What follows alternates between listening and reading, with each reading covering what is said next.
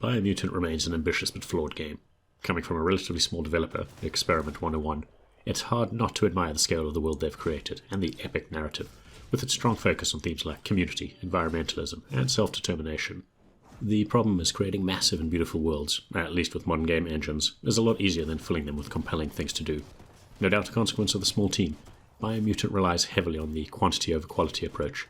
That slowly undermines the positive elements the longer you play.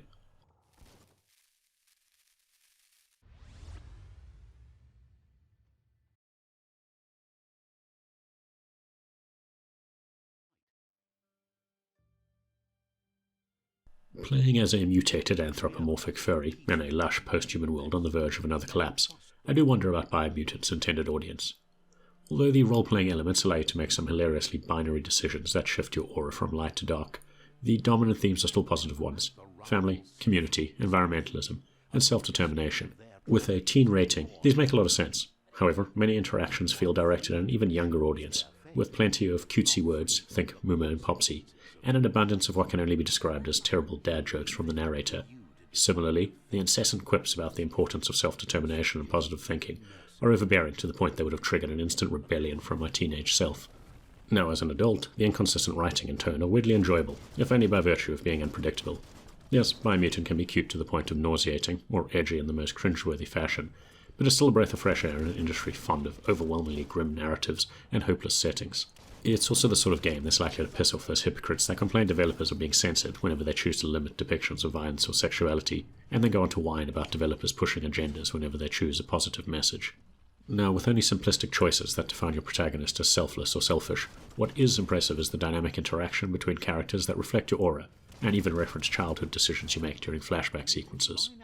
Biomutant gets around the need for mountains of voice work by using a single narrator to convey the story and translate the gibberish language you'll hear from the major characters and NPCs.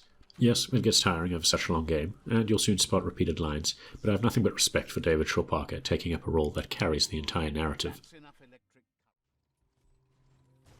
Now, Biomutant is a very gamey game.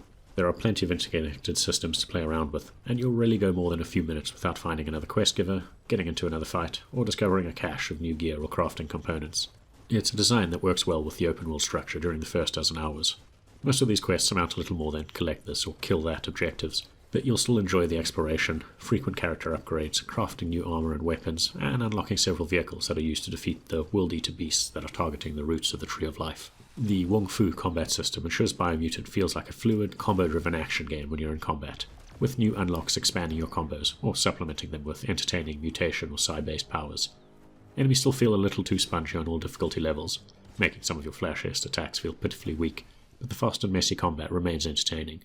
Similarly, you loot a ridiculous amount of weapon components that allow you to craft your own, as well as find mods that you can apply to both weapons and armor.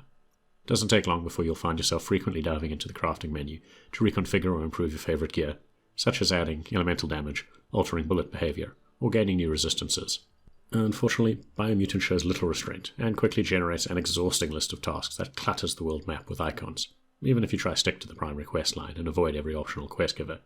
The further you progress, the more you're faced with quests and subquests that feel like contrived roadblocks, stretching the gameplay loop to breaking point. It doesn't help that even the primary quests follow a repetitive structure. As an example, I like the idea that regions were initially impossible due to environmental hazards. Think heat, cold, biohazards, radiation, and hypoxia. However, enter any of these zones and you immediately get a side quest to find protective clothing, often kilometers away. Enter any named location, you get a checklist of items to find if you want that location marked as complete. Attempt to enter a secret area without the appropriate tool or keycard, another quest marker. Discover one of several ancient appliances that require a simplistic minigame to unlock. That'll be anywhere from a half to 24 map markers pointing out the rest.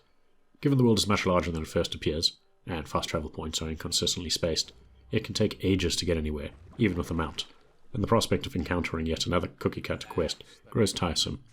I know there's a subset of vocal gamers who equate length to value, but when I've sunk a dozen hours into a game, I want to be able to list at least a few significant narrative or set-piece highlights, not just hours of samey busy work. Even on last-gen consoles, Biomutant could look beautiful, and when combined with a fantastic soundtrack and ambience, it could generate an unexpectedly serene atmosphere that made exploration incredibly satisfying.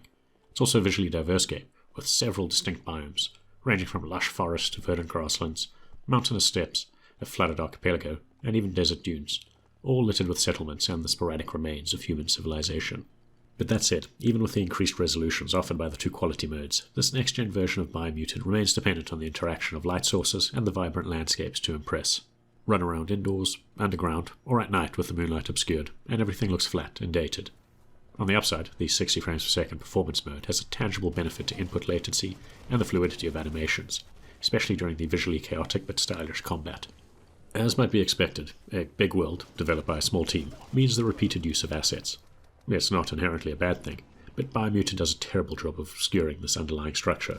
Most locations in the overworld feel unique, but if you enter any settlement, structure, or underground location, you'll quickly recognize repeated layouts, and these excursions all blur together. Ultimately, Biomutant's biggest problem is that 10 hours in, having explored a quarter of the map, conquered one tribe, and defeated one Worldeater, I'd seen everything on offer. I stuck to the east of the map for this playthrough, and 5 hours later, having conquered another 2 tribes, a second Worldeater, and dealt with the primary antagonist, I found my interest waning at the halfway point, yet again. Now, at no point did I regret spending another 15 hours with Biomutant, and I'd still consider it a good game on balance.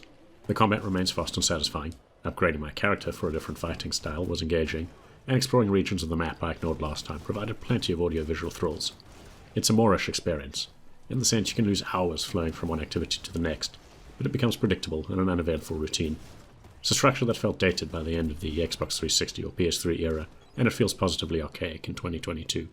That said, if you're someone who enjoys the Ubisoft approach to open-world progression, expanding quest logs, endless checklists to complete, and turning chunks of a big map your colour, you can probably add a point to Biomutant scores. It'll be right up your alley. If, on the other hand, you value your time and prefer a quality over quantity approach, I'd still give it a tentative recommendation. Biomutant is half the price of a typical AAA title, so if you're going forewarned, stick to the primary quests, and focus on what it does well. It still offers a dozen or more hours of entertainment,